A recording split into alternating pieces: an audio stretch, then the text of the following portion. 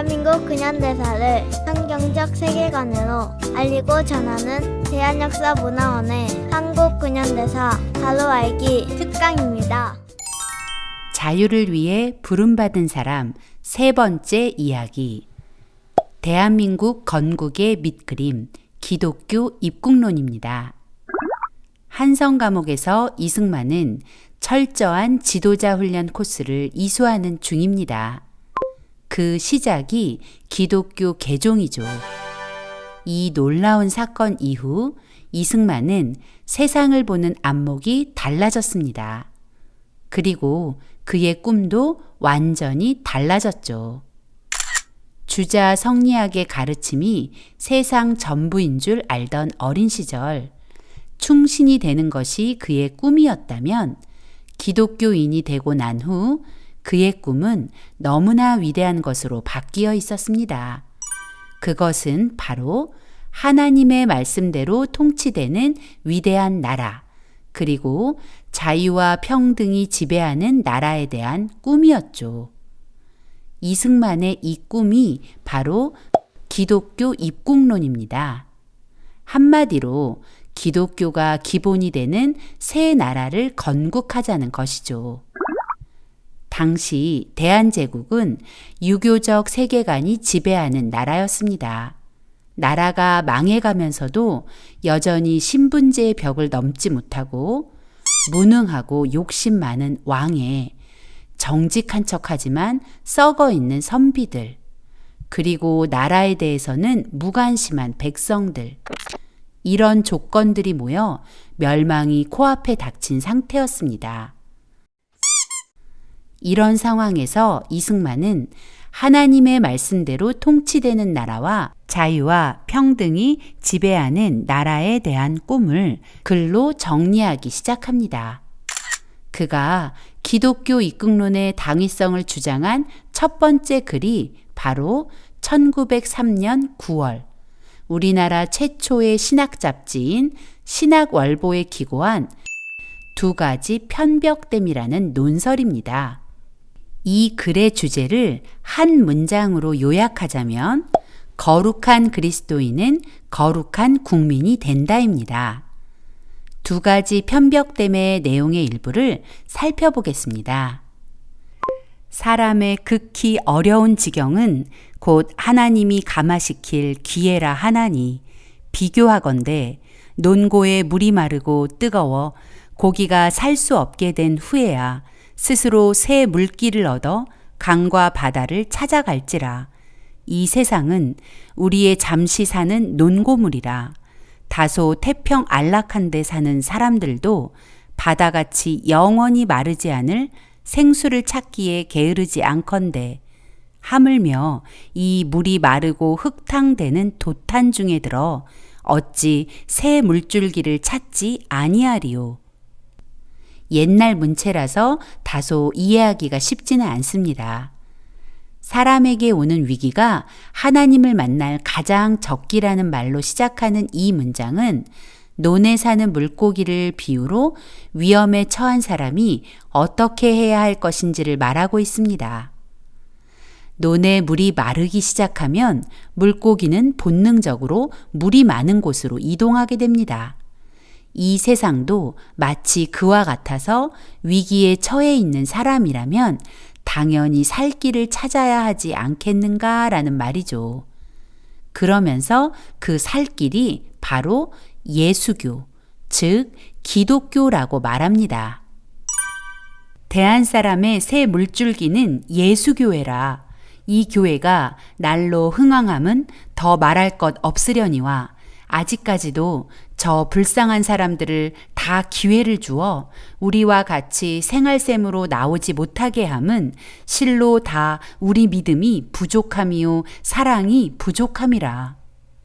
지금 나라가 도탄에 빠진 상황에 백성들의 살 길이 기독교라는 것을 아는 기독교인들이 죽어가는 동포에게 살 길을 알려주지 않는다는 것은 믿는 자들의 믿음이 부족하고 사랑이 없기 때문이라고 말하고 있습니다. 그러니 적극적으로 대한제국 백성에게 자신이 믿는 하나님을 알리라는 것입니다. 어떻게 기독교가 대안을 살릴 새 물줄기가 될 수 있을까요?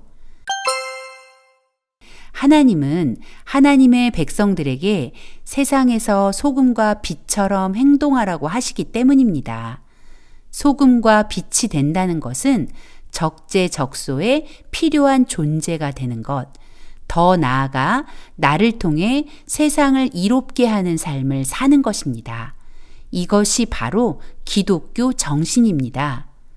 하나님은 당신의 백성에게 정직과 성실을 요구하시고 사랑과 희생을 요구하십니다. 때문에 당시 나라의 위기를 나 몰라라 하는 백성들이 그리스도인이 된다면 나라를 위해 소금과 빛의 역할을 하는 백성이 많아질 것이기 때문이죠. 정치는 항상 교회 본위로서 딸려나는 거로 교회에서 감화한 사람이 많이 생길수록 정치의 근본이 스스로 바로 잡히나니 이러므로 교화로서 나라를 변혁하는 것이 제일 순편하고 순리된 바로다. 이것을 생각지 않고 다만 정치만 고치고자 하면 정치를 바로잡을 만한 사람도 없으려니와 설령 우연히 바로잡는다 할지라도 썩은 백성 위에 맑은 정부가 어찌 일을 할 수 있으리요. 반드시 백성을 감화시켜 새 사람이 되게 한 후에야 정부가 스스로 맑아질지니 이 어찌 교회가 정부의 근원이 아니리요. 대한제국은 위기에 직면해 있었습니다. 그러나 대한제국의 회생과 변화는 왕과 조정 대신 한두 사람만 잘한다고 해서 가능한 일이 아니라는 것입니다. 오직 백성들이 변해야 가능한 일이라는 것이죠. 백성 한 사람 한 사람이 정직하고 성실한 기독교 정신으로 거듭나 정치를 하면 그 정치는 공정하고 올바르게 될 것이기 때문입니다. 뿌리가 튼튼해야 실한 열매가 열리는 이치겠죠. 즉, 부패한 백성 위에 절대로 좋은 정부란 존재할 수 없다는 것입니다. 지금의 대한민국의 상황에도 적용이 되는 말입니다. 대한민국의 안녕과 발전은 훌륭한 대통령, 정직한 정치가의 책임 이전에 대한민국 국민 한 사람 한 사람이 정직한 국민, 이타적인 국민, 성실한 국민이 될 때 가능하다는 것을 기억해야 합니다. 기독교인이 된다는 것은 하나님의 법에 순종하는 거룩한 성도가 되는 것이고 그 거룩한 성도가 대한민국의 거룩한 국민이 되어 나라를 살리고 국민을 살릴 신의 한 수라는 것을 이승만은 말하고 있는 것입니다. 그리고 같은 해 11월 이승만은 신학월보에 교회 경략이라는 글을 기고해 더 구체적으로 기독교 입국론에 대해 이야기합니다. 거룩한 성도로 거듭난 백성은 이제 힘을 합하여 이 위기를 극복하고 영국, 미국과 같은 나라가 되어야 한다고 말합니다. 당시의 사람들이 들었다면 허풍쟁이 같다고 생각할 말입니다. 영국과 미국이 어떤 나라입니까? 그 당시 전 세계 나라 중 1, 2위의 강대국이었습니다. 대한제국은 어떤 수준이었을까요? 중간이라도 되었을까요? 아니죠. 형편없이 가난하고 세계 정세에도 어두워 러시아와 일본이 대안을 서로 차지하겠다고 으르렁거리는 틈바구니에서 어찌할 바를 모르고 있었죠. 나라가 이 지경인데 세계 1등 국가를 꿈꾼다는 것이 어떻게 가능했을까요? 더구나 이승만은 지금 왕좌에 앉아 있는 것이 아니라 한성 감옥에서 종신형을 선고받고 수감된 상황이었다는 것이 더 우리를 놀라게 하는 대목이죠. 자신의 석방과 생명을 걱정해야 하는 처지에 세계 1등 국가를 만들겠다는 생각은 도대체 어떻게 나온 것일까요? 네, 바로 하나님께로부터입니다. 그래서 이승만은 자신에게 꿈을 주신 하나님을 신뢰하며 우리 민족이 세계 1등 국가가 되어 우리가 받아 누린 자유를 세계 각국에 대한선교사를 파송하여 나누는 나라가 될 것을 천명한 것입니다. 이승만의 이 말을 정리해 보면 선진한국, 선교한국입니다. 그가 말하는 선진한국은 단순히 잘 먹고 잘 사는 경제적 풍요만을 뜻하는 것이 아닙니다. 선진한국은 하나님의 말씀대로 통치되는 위대한 나라, 자유와 평등으로 지배되는 나라를 말하는 것입니다. 이 나라는 꿈만으로 이루어지지 않습니다. 반드시 꿈에 합당한 충성스러운 행동이 뒤따라야 합니다. 마땅히 만국의 왕이시고 만국 왕의 왕이신 예수 그리스도로 우리의 왕을 삼아 피와 정욕의 모든 상전을 다 버리고 함께 돌아와 만세의 빛난 용상 앞에 머리를 숙이고 모두 천국을 위하여 싸우는 강병이 되어 사탄과 세상을 쳐서 이기고 만국을 합하여 한 천국을 만들자. 백성 한 사람 한 사람이 하나님의 뜻과 법대로 사는 거룩한 백성이 되고 그 거룩한 백성이 거룩한 국민으로 모든 분야에서 충성스럽게 살아낼 때 선진국가가 된다는 것입니다. 그래서 이승만은 대한제국 백성에게 새 나라를 건국할 용사가 될 것을 호소하는 것입니다. 놀랍게도 1903년 8월 한성감옥 밖 원산에서도 우리 민족의 구원을 위한 하나님의 놀라운 계획이 실행되고 있었습니다. 1903년 8월 24일 원산의 남산동 교회에서 놀라운 부흥의 역사가 일어나 그 부흥의 불길이 원산과 그 일대 지역으로 퍼져가고 있었습니다. 이 원산 부흥은 로버트 하디 선교사로부터 시작되었습니다. 로버트 하디 선교사는 의료 선교사이자 목회자로 조선의 자유를 선포한 선교사입니다. 하디 선교사가 조선에 와 오랫동안 열심히 사역했지만 도통 변화가 없었습니다.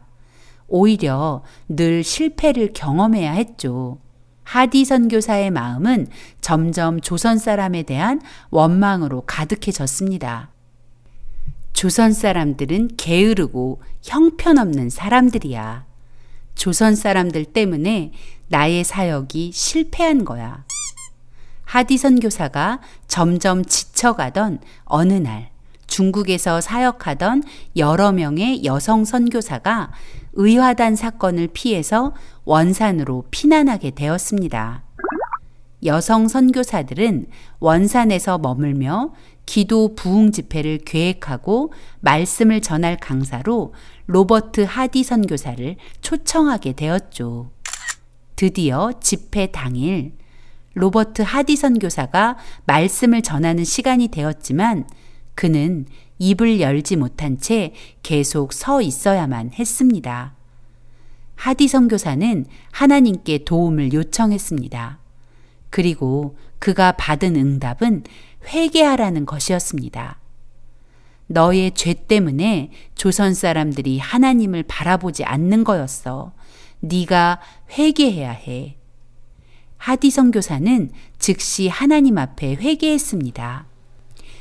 특별히 자신의 교만과 우월의식, 그리고 조선 사람을 존중하지 못한 죄 등을 아주 구체적으로 하나님과 그 자리에 모인 동료 선교사들 앞에서 고백한 것입니다. 그리고 주일 하디 선교사는 원산 남산동 교회에서 조선 성도들에게도 자신의 죄를 고백했습니다. 하디 선교사는 사실 모든 것이 끝이라는 마음을 가지고 강단에 선 것입니다. 자신이 조선 사람을 무시했다는 것을 그들이 안다면 조선 성도들은 자신을 용서하지 않을 것 같았습니다. 그럼에도 하디 선교사는 정직하게 자신의 지난 죄를 성도들에게 고백한 것입니다. 이제 다 끝났구나. 조선 사람들이 나를 증오하겠구나. 이제 조선 사역은 끝이로구나. 그런데 그 다음 주일부터 아주 놀라운 일이 일어났습니다. 성도들이 하디 선교사를 욕하고 떠나간 것이 아니라 오히려 서로 앞다투어 자신의 죄를 회개하기 시작한 것입니다. 원산의 성도들은 이제 거룩한 성도가 되었고 거룩한 백성이 되어가고 있었던 것입니다. 대안은 새로운 물줄기 기독교를 받아들여야 한다는 외침처럼 조선의 사람들이 거룩한 성도가 되고 나라를 새롭게 할 거룩한 백성이 되는 그 거룩한 일이 이미 원산에서 시작되고 있었던 것입니다. 원산의 이 놀라운 부흥의 불길은 장차 1907년 평양 대부흥까지 이어지고 조선 백성들을 점점 거룩한 백성으로 바꾸어 갔습니다. 사람의 눈으로 역사를 보면 우연이라고밖에 말할 수 없지만 하나님의 눈으로 역사를 보면 이승만의 기독교 입국론의 위대한 꿈과 원산 대부흥은 하나님의 정확한 섭리라는 것을 알게 됩니다. 이렇게 조선 구원 프로젝트가 하나님의 인도하심에 따라 진행되고 있는 과정에서 1904년 러일 전쟁이 발발합니다. 러일 전쟁은 어느 날 갑자기 일어난 전쟁이 아닙니다. 이미 오래전부터 예견되던 전쟁입니다. 그 결정적 원인 제공자는 대한제국의 왕 고종과 조정의 대신들, 그리고 나라의 위기에 무관심한 백성들의 콜라보였습니다. 이승만은 한성 감옥에서 러일 전쟁 발발 소식을 듣고 그동안 준비하던 한영사전 제작 작업을 중단하고 독립정신을 집필합니다. 이승만은 독립정신을 통해 대한제국의 백성을 향해 모든 백성이 각자의 책임을 깨닫고 나라에 대해 책임감을 가질 것을 촉구합니다. 만약 그 책임을 다하지 못하면 나라를 잃게 될 것이라고 경고하며 스스로 독립에 대한 굳은 의지가 있어야 나라의 독립을 지킬 수 있다며 백성 각자의 독립정신을 요구하고 있습니다. 이승만은 독립정신의 첫머리에 대한제국은 3천만 백성을 싣고 폭풍우를 만나 표류하는 배와 같다고 하면서 나라가 왜 이렇게 위태로워졌는지 알아야 하고 또 정신을 차리고 힘을 합쳐 각자 책임을 다해 살 길을 찾아야 한다고 했습니다. 대안은 3천만 백성을 싣고 폭풍우 몰아치는 바다 위에 표류하는 배, 생사와 나라의 존망이 위급한 지경이다. 모두 나라를 구하기 위해 나서야 한다. 위태함과 그 이유를 분명히 알아야 한다.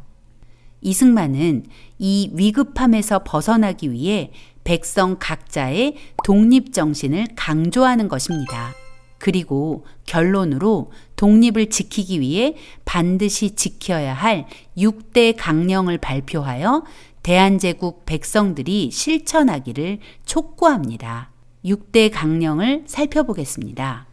첫째, 우리는 세계에 대해 개방해야 한다.